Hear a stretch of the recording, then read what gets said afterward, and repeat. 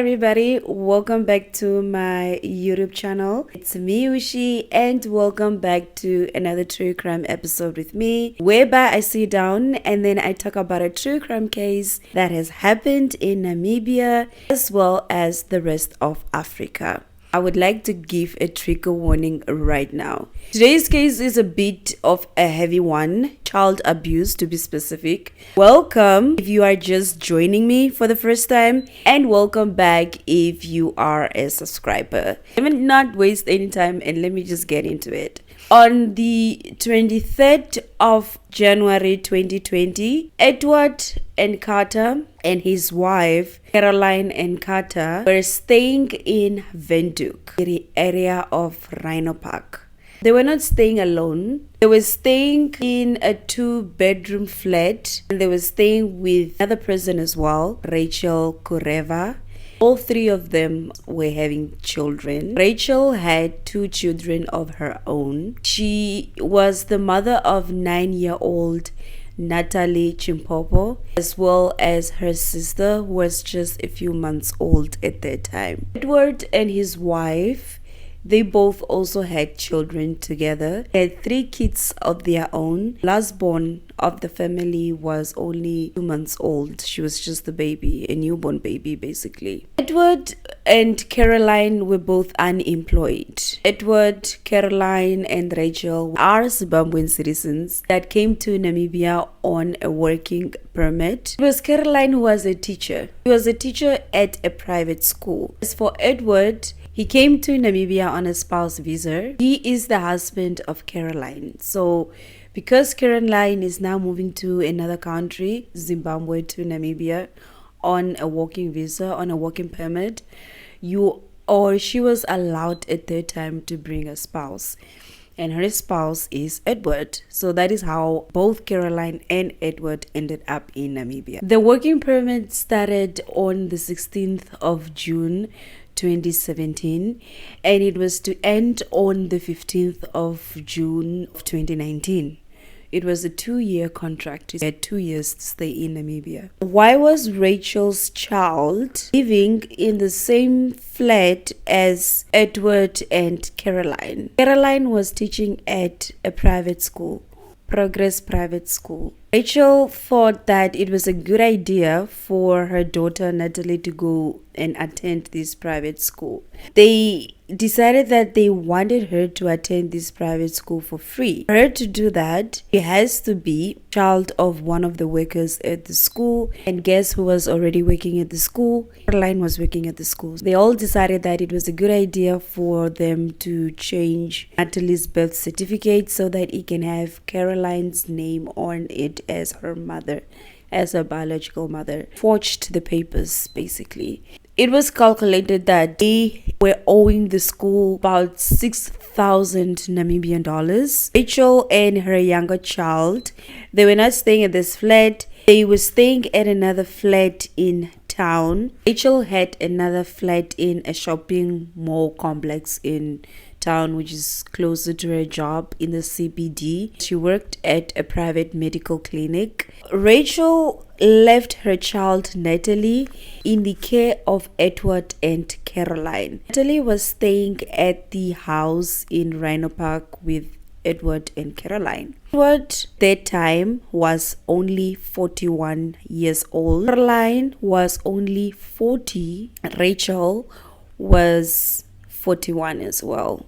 Dynamic within the house was tense. The smallest things were enough to set Edward off. Edward was a man who couldn't control his anger. He was a man who would let anger take control of him. He would do things while he was angry, and one of those things that he would do was lay his hands on little Natalie and her 11-year-old brother. Edward literally was just an abusive man. He was an abusive man. He was abusing these children. He was assaulting these children. On the 23rd of January 2020, Natalie was assaulted.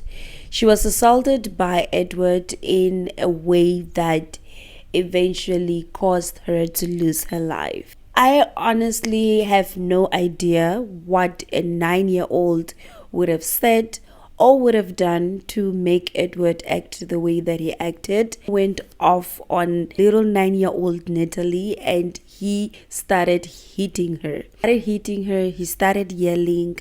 Rachel was not at the house because remember, Rachel was a nurse. She was probably at work. Edward went off on Natalie. He started hitting her with basically anything that he had at his disposal at that time. It was fist, kicked her, punched her. He took a broom, started hitting her all over her body with the broom. Went on for minutes and for hours till Natalie stopped moving. She stopped moving.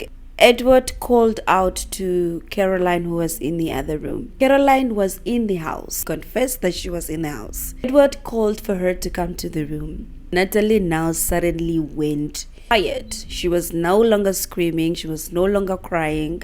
She was quiet. He requested for a cup of water. Caroline went to the kitchen. She got a cup of water. Edward took the cup of water and he poured it over Natalie. She still was not moving. They could tell that she was still alive. She was breathing. Her little chest was moving up and down. So they could tell that she was still alive. But she was not moving. She was unconscious. Took her unconscious body.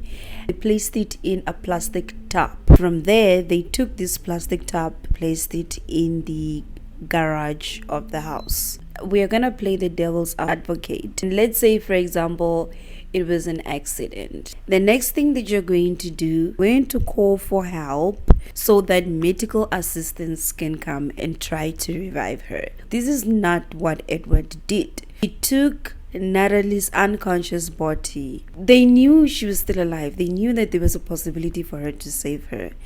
But then instead, they ignored all that and they placed her in a plastic tub and then they placed it in the garage. Only the next day, on the 24th of January 2020, around 8 a.m. in the morning, Caroline went to the garage to go check up on Natalie, to go see what is going on, whether she's still alive. Went over to where Natalie was laying in the plastic tub. But the crazy thing is, in her confession, in her initial confession, she said that when she went to the garage, Natalie was lying on a mattress. All the other reports, all the newspapers that I got my information from, the New Era, the Namibian, all of them consistently said that she was placed in a plastic tub. We are going to say plastic tub because all the reports are saying it's a plastic tub. Around 8 a.m. when she went to go check up on Natalie, Natalie was still alive. She was not moving still. She was still alive. She said that she saw her chest moving up and down. That's how she could tell that she's still alive. She didn't bring her anything to eat. She didn't bring her anything to drink. She just went there to go check whether she's still alive or not. And when she saw that she's still alive, she went out of the garage again and then she shut the door. She left Natalie there again. A few hours from there, around 10 a.m., 11 a.m., her husband, Edward, came to her to tell her that Natalie unfortunately has passed on. She was no longer alive. Kids basically didn't know what was going on. They all thought Natalie was still not feeling well. They didn't know that she has passed on. Rachel was also not informed that her daughter had passed on.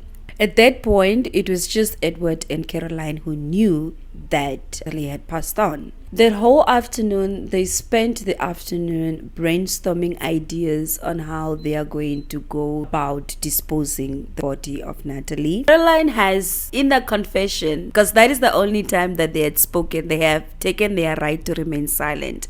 She clearly stated that Edward was the one who came up with the idea of taking the body to the big rubbish skip outside to go set it alight, to go burn it. She said that she was forced. She had no other choice. It was just no other thing for her to do but to do exactly as what Edward instructed her to do, because she was scared of Edward. She saw him as a murderer at this point and she was terrified of him. She was scared, if he could do this to Natalie, what else can he do to me? So she decided to do what whatever he did ask her to do. First thing that they did was they placed Natalie's body in a big rubbish bin outside. They went to the nearest service station. They bought a box of matches as well as a bottle of paraffin. This whole time, Caroline is saying that she was forced. She did not want to do this, but she had no other choice but to do it. Went back home. Edward took the big rubbish bin, the one that had Caroline's body in it. He rolled it to the big rubbish skip in the neighborhood. They were actually caught on CCTV camera. You can clearly see Edward pulling the rubbish bin. With him, you can see Caroline is there, and you can see that the 2-month-old baby is there on her back. He's pulling something heavy. You can see that as well. Once they got there, Edward placed Natalie's body in the rubbish skip. They went back home around 12 a.m. on the morning of the 25th. Edward went back to the big rubbish skip. He set the body of Natalie on fire. He did not go back alone. Caroline accompanied him as well. Caroline was there. Every time she resisted, said that she doesn't want to go, he would threaten her and would say that he's going to unalive her if she did not do exactly as he instructed her to do. On the 25th of January 2020, there's those security guards that patrol the area. They walk around the area to see what is going on, to see if there's any illegal activities going on, or especially in those really rich suburbs. You'll not find them in Katutura. Yes, maybe in some Katutura places, but you know, he was walking around patrolling the area and came to the rubbish skip. He saw that it was something that was burnt inside. He got closer to inspect. So Natalie's body. At that point, he did not know that it was Natalie. Body was burnt beyond recognition. From there, he called the police officers, the Windhoek City Police, and then they pulled out the CCTV cameras. This is when they saw the faces of Edward and Caroline in what seems like odd hours of the night. This was around 9-10 p.m. You don't need to pull the whole thing to the rubbish skip. You can just leave the rubbish bin in front of your gate, and then those truck people, those rubbish collectors will come collect it for you. His neighbors were suspicious because you are doing too much. Why are you taking the thing yourself? And also in the middle of the night. Luckily, a lot of people in the neighborhood knew who they were, and they pointed the police straight to the houses of Caroline and Edward.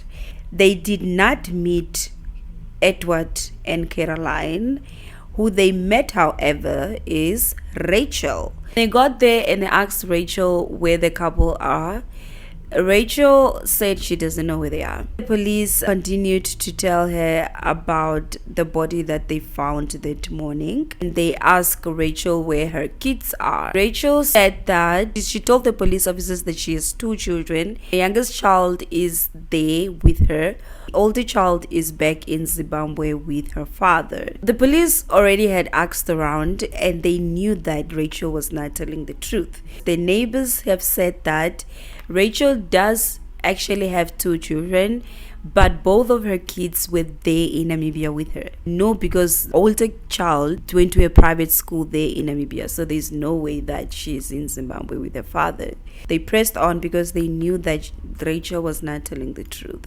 On the 26th, received a phone call.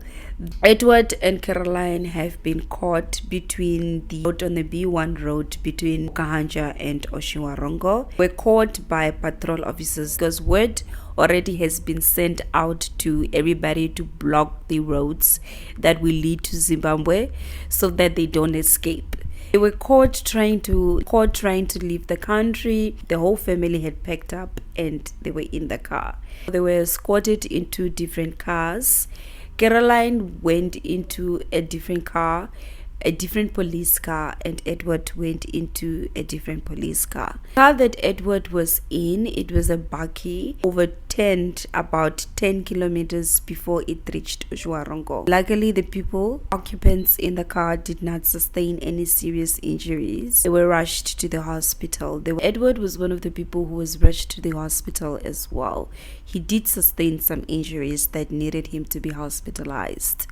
Caroline and Rachel were in custody and got legal representations, and when that happened, they got lawyers, decided to remain silent.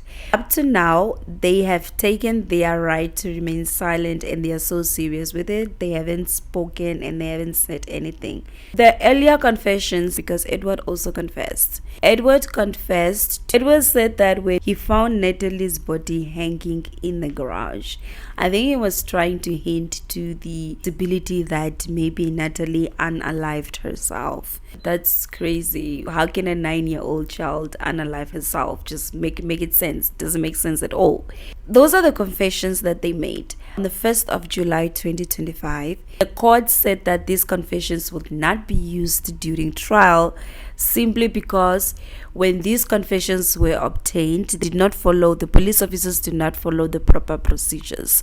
They did not do the things that they were supposed to do for these confessions to be used in court as evidence. Now they are not going to be used as evidence anymore, which is crazy, because they would have solidified this case. That would have been solid, which is very unfortunate because it's going to weaken the case a little bit. You're probably wondering, if Edward was unemployed and his wife also at that point was unemployed, she was no longer a teacher because her contract expired, how were they sustaining themselves financially? Edward was a part-time pastor and a part-time traditional healer, and he was not busy eating and beating Natalie. He was actually in church praying to God and healing people. How can somebody be a healer one side and then turn around and cause pain on the other side? Make it make sense. I think that's how maybe he was making money. Also, another thing that I forgot to mention, everything that I've said is alleged. They're still to be sentenced. They haven't been sentenced yet. They'll be sentenced probably this year, I'm not sure, or next year, maybe early of next year, but they are yet to be sentenced. So everything I say is alleged. Everybody is innocent until proven guilty in the court of law. That is the law. Before I love you and leave you, I really, really love it when you guys are doing the most in the comment section. Like, I like to hear your thoughts. I like to hear what do you think, because sometimes y'all comment things that I haven't even thought of, and I'll be like, yeah, why didn't I think of that? So, or yeah, that's a really good way of seeing it. So yeah, I like it when you guys comment. And also, I don't really have anybody to talk these things with or to have a conversation about these things with. So me talking to you guys in the comment section is so nice, because it gives me a chance to have somebody to have these type of discussions with. What you guys like to listen to next? You guys can also do recommendations, and y'all can suggest what you would like to hear. Tell me, talk to me, so that we can make it happen. Thank you so much for sticking and staying. Don't forget to subscribe as well. The more you engage in my videos, then the more we can reopen these cases, because they will start attracting attention. So let's do that. I am going to see you in my next video. As usual, stay safe, be vigilant. Bye.